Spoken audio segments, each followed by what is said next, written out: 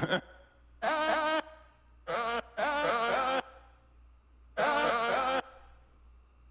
is the Jurassic Park remix of Kawhi Leonard's life by Highlight Lab. Link in the description.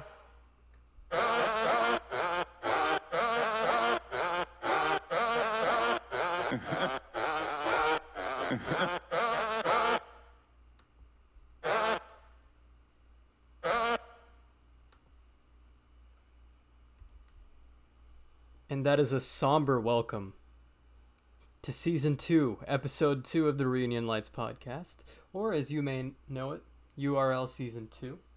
Now, of course, the Raptors just won the NBA Finals, and Kawhi Leonard was awarded Finals MVP. There were a lot of amazing performances this game. This was a down-to-the-wire one, for sure, and a lot of crazy things happened. So, without further ado, let's just bring Fossil into the conversation and see where this goes over the next 30 minutes. Alright, Fossil. Welcome back. Congratulations to the Toronto Raptors. Man, it's been like over an hour since the game ended, and I still don't really have the words for it, but here I am. Accurate. Yeah, I just mentioned how crazy of a game that was and how down to the wire it went starting midway through the third quarter. The score just kept volleying back and forth. Yeah, they were trading dunks for a moment there, and the defense was just horrible all around, kind of. But I don't know. It's one of those things you can excuse because it's Game 6 of the NBA Finals. Like, everything's kind of going out the window, especially if it's close late in the game. And then obviously, like, Clay had that bad injury. I hope he's okay, but like that just kind of sealed it. Yeah. It definitely sealed it in my mind. That really wasn't even a dirty play by Danny Green. I know. No, it wasn't. I know Jeff Van Gundy said the same thing on the broadcast, and I usually don't agree with Jeff Van Gundy, especially on this podcast, but I agreed with him there. Yeah, there were. I guess my issue with the league right now is that a moment like this, a game this close, should have felt way more exhilarating to me, especially for somebody who, and you can go back to episode 1 because I did predict this. I said Raptors in 6, right? Obviously, that wasn't like an educated guess, right? Yeah. It was just a random guess based on who I wanted to win, and it's just amazing that they actually did win. Putting aside the narratives for a second, let's just go into the box score because I want to highlight something. In the first half, I tweeted this earlier. Kyle Lowry had 17 points on I want to say 5 for 7 shooting from the field, 4 from 3, 4 rebounds, 4 assists. However, he ended up with 26 points, 9 of 16 from the field, that's 56%. 4 of 7 from 3, 57%. 10 assists, 7 rebounds. Only 3 turnovers. And that's the most on the team. Yeah, he came in huge. Like he scored the first 8 points, right, to start the game off. It was a solo 8-0 run by Lowry with the 2 threes, and I mean, he just kept on going from there. I still don't know what to really make of it. He was definitely the best player all game, just all around, because he would not let the Raptors lose. That's all I got to say about that. Absolutely not. He played 41 minutes, the exact same as Kawhi Leonard. I tweeted this earlier as well, but I wasn't watching the game because I was in the middle of a class. But when I got out, it was midway through the second quarter, and I just looked down at the stat sheet, and I was just dumbfounded. It's like Kyle Lowry had these games 2 or 3 years ago where he was having 33 points and close to a triple-double or a triple-double for just a string of games in the middle of the regular season. And it's so amazing to finally see a guy like that, especially because he's not necessarily the tallest, most athletic, quickest guy around. It's just pure patience and pure practice for a guy like that. And it was really good to see him have this type of performance when his team needed him the most. Yeah, jeez, all those all those years of just ripping on Lowry and making fun of him for being quote unquote fake with two He's still C's. thick. He's still thick. Yeah. By the way, come on, man, it's the last game of the season as it turned out to be, and as it was, expected to be. I know you're in class, but that's the perfect time to pull up the stream and have it muted. Where Rohan? The campus internet was not good. It just usually is never good. I can relate. UTD is a shade better, but at the most inconvenient times, it'll just like Yeah. crap out on you. I think you still remember that. Yeah, it was definitely one of the least enriching experiences of my college career so far. I said earlier that Kyle Lowry and Kawhi Leonard played the most minutes for the Raptors. It was actually Pascal Siakam who played 46 minutes, and he had a similar 26 points on 10 of 17 shooting.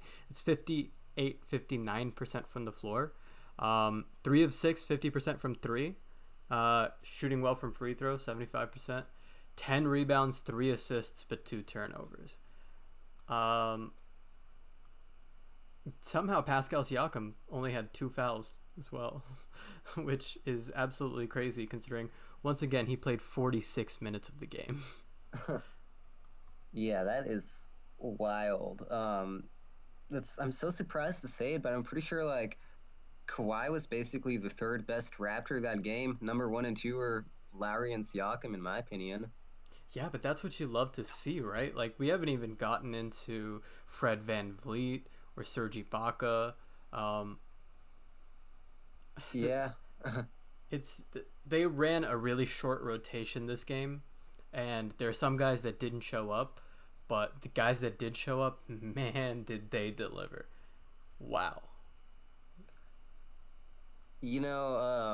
Bobby Karalla just tweeted like, "Don't compare these Raptors to the 2011 Mavericks, because that's doing a disservice to both teams." And Yep. for the most part, I do agree with that. Even though it was pretty much real popular to compare the two teams, basically all playoffs long. I think I saw a lot of comparisons. I think, But and we talked about this in episode 1, right? Where uh, narratively it's similar so you can understand it. But the way that I take it is this: when national narratives discount these small market teams that have had repeated success, that have players that, not necessarily players, but have a roster that has proven to at least win to a certain extent, it's very easy to just take that for granted. But I think Kawhi Leonard's addition this year, as well as Danny Green during the regular season, certainly in certain games in the playoffs, really showed what this team could do if it had that glue guy as its superstar. And even though Kawhi shot 44% from the field today, I mean, when his team needed him, he delivered, right? That's all you can ask of your main guy. yeah, as I was, I think, about to say before I lost my train of thought for a moment. Yeah, even though Bobby said don't compare these two teams, these Raptors and the 2011 Mavs, in this particular game, I felt shades of those Mavs because, just the whole team game. Yeah. Basically, Fred VanVleet was like a hybrid between Berea and Jet, and Kyle Lowry was scorching. I'd say he was closer to Jet actually because he did a lot of scoring as the Jet in Game 6. And then Kawhi was sort of like Dirk, I guess. I don't know. And what's his face? Siakam just well, he's just Siakam. I don't have a comparison for him. That's true. The obvious comparison is that they both ended in a game 6 where their star player wasn't necessarily the biggest contributor. Yeah, Um, and everybody else around him yeah, yeah. steps up. I will say this game had a lot more jockeying back and forth, especially late in the game. But that's a Oh yeah, conduit of for playing sure. against the Golden State Warriors in any shape or form. DeMarcus Cousins had some great plays down the stretch. I know that he's kind of been supremely ineffective this playoffs, and obviously he hasn't played all that much because Golden State is just hampered by injuries, just raw with it right now. And we can get into that in about 5 minutes to 10 minutes, but it is. There are a lot of parallels, but I think I'm right on board with Bobby on this. Comparing them in any more than semi-serious way, or any more than like something that you would find on the mildly interesting subreddit, if you take it any more seriously than that, you're taking it way too seriously.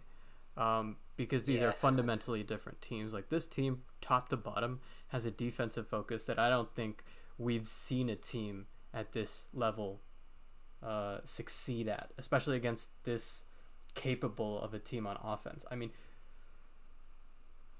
KD did try to play a game, and the Raptors still came in and put their money's worth, and they proved it this game for sure. I mean, if this series had gone to 7, it's a toss up, even though you probably only have Steph, Draymond, and DeMarcus playing big roles for that team.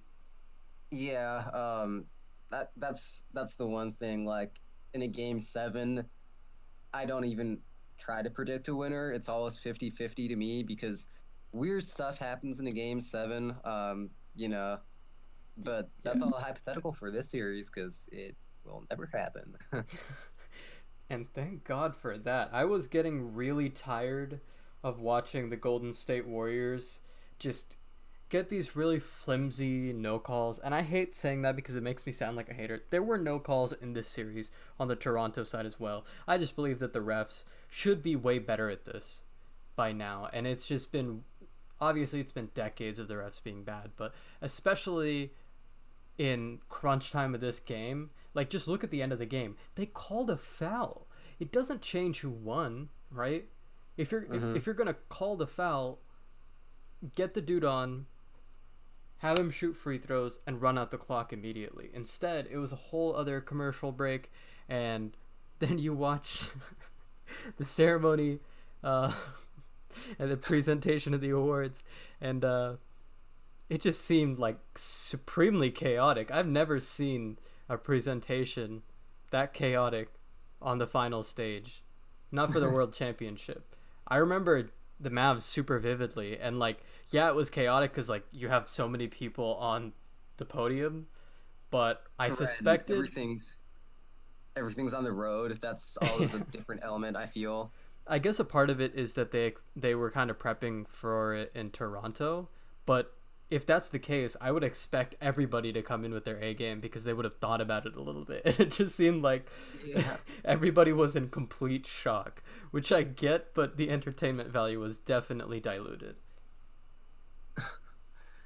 Man, that sight of just Curry missing that last 3, that was, man. I didn't have supreme confidence he would make that specific shot, but I was still shocked to see it miss and see that championship happen. Well, it is Steph Curry, right? So it's basically, we're talking about how Game 7 is a toss-up if both of these teams in their current state had gone there. Right.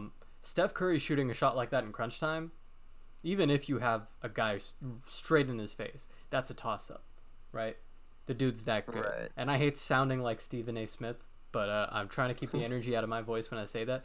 But it's the truth, right? There's a reason why he is a unanimous MVP, a 2-time MVP.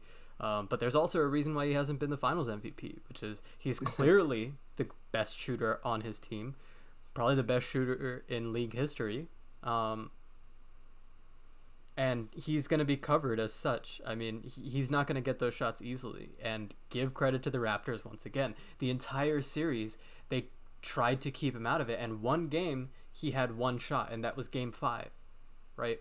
Before that, I mean, 47 points, the Raptors still win the game. I mean, that is, despite all the injuries, that is an extreme credit towards the defense that the Raptors have played. And on top of that, their distribution on the offensive end. I mean, watching them play for stretches of this series and just as playoffs in general have been so fun to watch, even when the game gets sloppy like it did against Milwaukee. That's a rhyme. It was extremely fun to watch their team just pick apart the defense. Second, third chance shots, right? The rebounding. It's just they play the game from the ground up, and it was so amazing to see them triumph over the Warriors. Yeah, geez, like the Warriors, their offense was, I guess, understandably real frazzled and not free flowing. Like we kind of not as free flowing as we expect the Warriors to be with Curry and Clay and all. Um, but yes, totally credit to the Raptors for just getting them off kilter even more because um, turnovers have been a problem for Golden State in the past, but it's not something I usually bet on, especially for that to happen to the Warriors, even in the face of a good defense. But happened tonight. Like Draymond had himself a great game, but um, he definitely racked up turnovers, and they're just like the team as a whole racked up turnovers a lot, and that combined with their horrific free throw shooting, that kind of like I like, I was thinking to myself at the half, this is probably going to come back to bite them. Hmm. Yeah, and now switching over to Golden State's depth chart. Uh, Big shout out to Andre Iguodala. I know that's going to be in the media a lot, or people will talk about it um, in articles and such. 22 points in 32 minutes, 9 of 15 from the field, which is 60%. 50% on 6 attempts from 3. Bad free throw shooting, 2 rebounds, 2 assists, 1 turnover. That is, I mean, Andre Iguodala at his age, that is more than enough, right? This team Yeah. should have been able to win with that performance, but they didn't.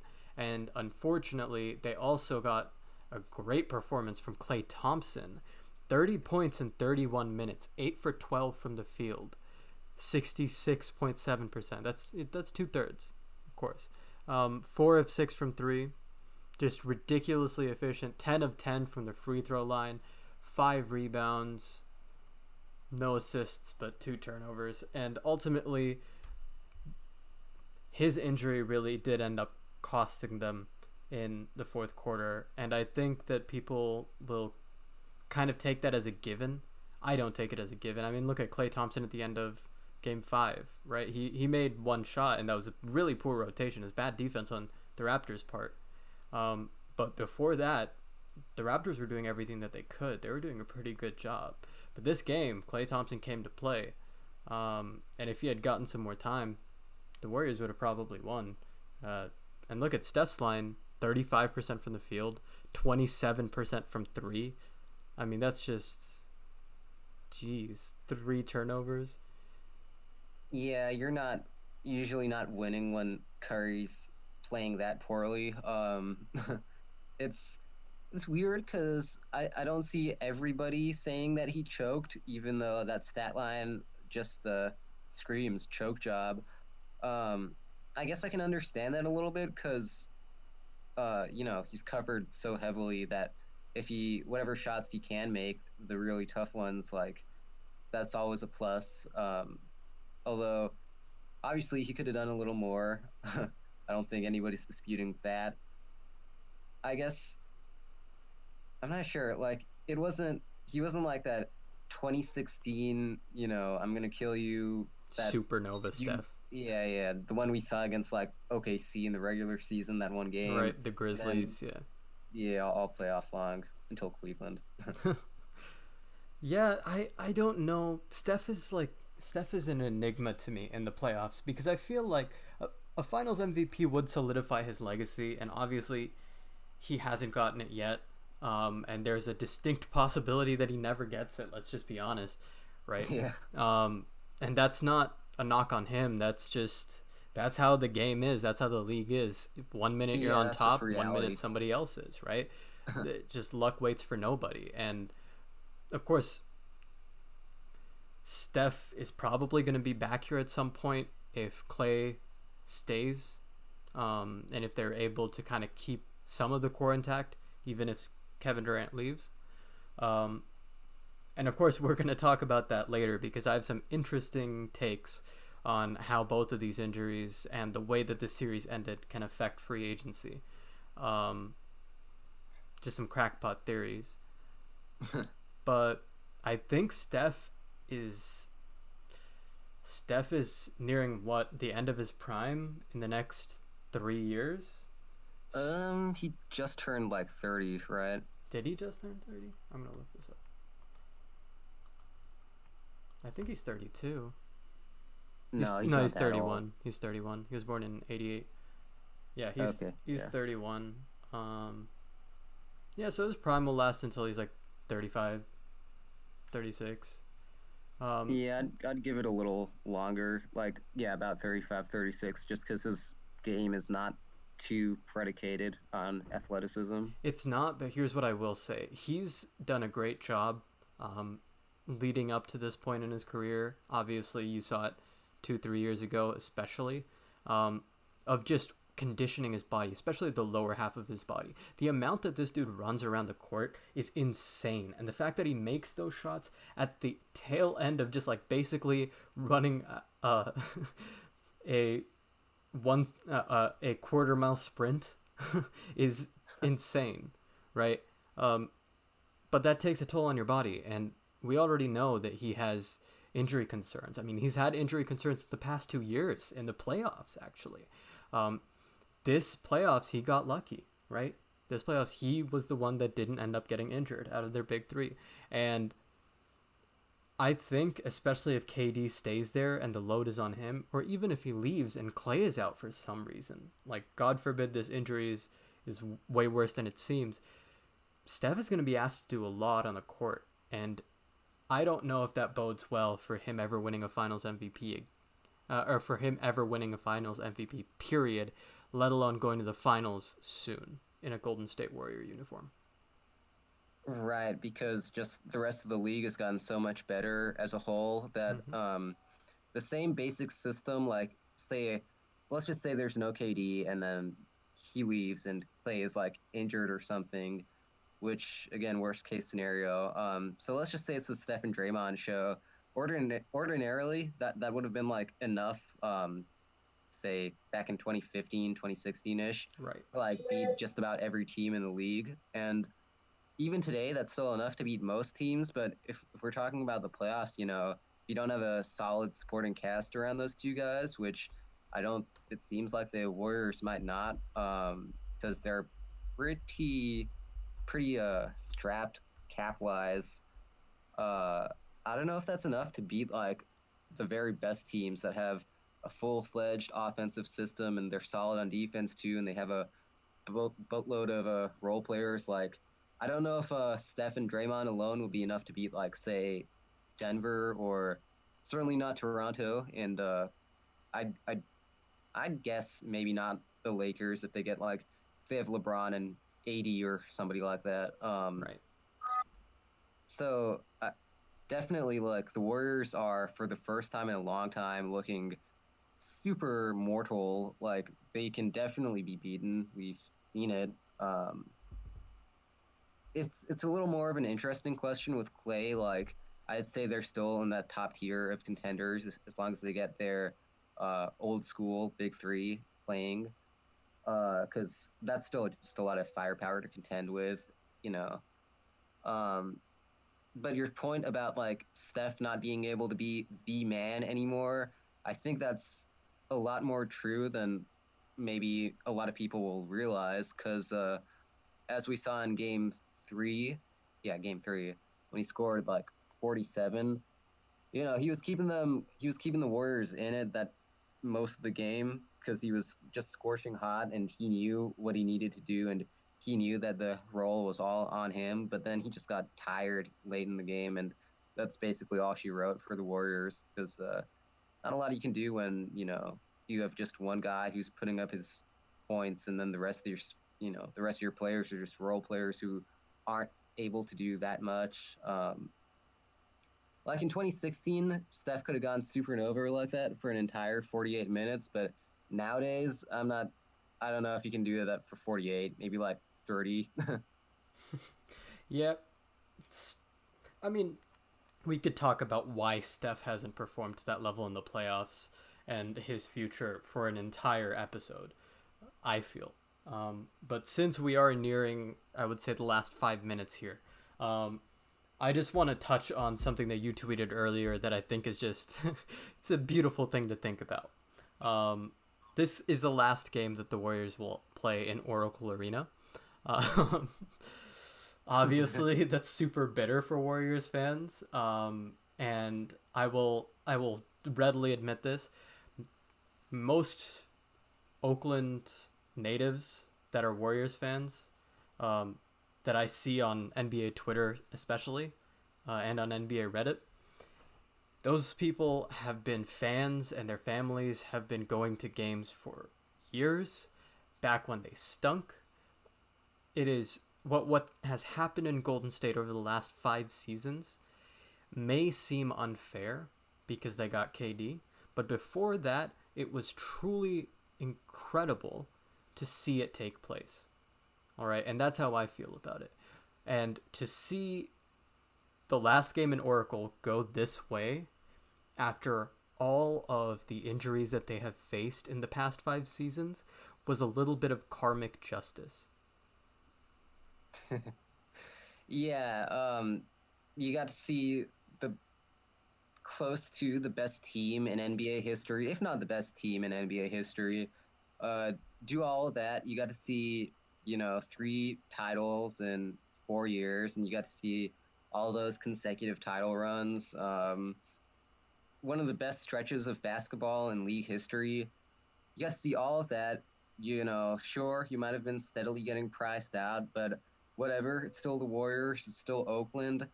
Basically makes up for I guess like the 80s, 90s, and most of the 2000s, like 2.5 decades of incompetence, I guess.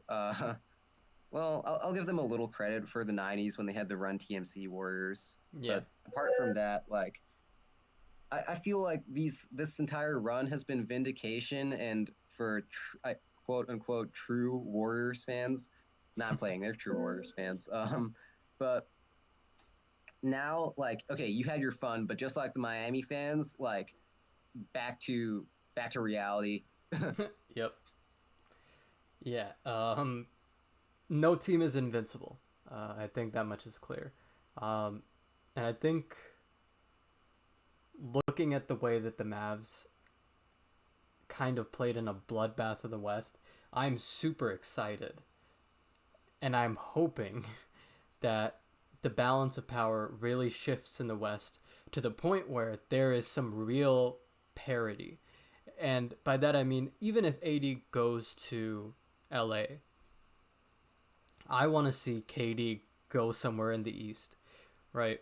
I want to see a lot of teams contending with all-star caliber players in the West, like we have seen for many years. But on top of that, I want to be in a position where going into the playoffs, even if the Mavericks aren't in the playoffs by some crazy coincidence next year, um, I want to see a playoffs in which every single team in the conference, 1 through 8, has a chance of making it to the conference finals.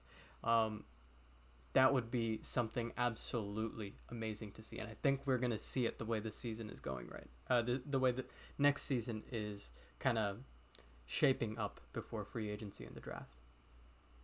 Right. So basically, a return to that late 2000s through mid 2010s Western Conference stacked basketball, where like you could win 48 games, 47 games, and still not make the playoffs. That sort of basketball. Oh I'm all yeah, for. yeah, yeah. No, what I mean is the type of basketball in which you could have a 67 win season, but you play a team like the Warriors in the first round and get bumped as the first seed in the league. I'm talking That about hurts. the That Sacramento hurts. Kings.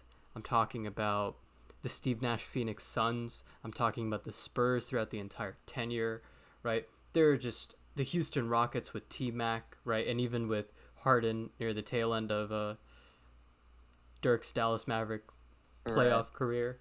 Um, there are just so many great teams and great players in the Western Conference that it makes me really hope that we don't just get another Golden State to fill the void, right? I want to see all of these guys have it out to say, "Hey, I'm the best here now."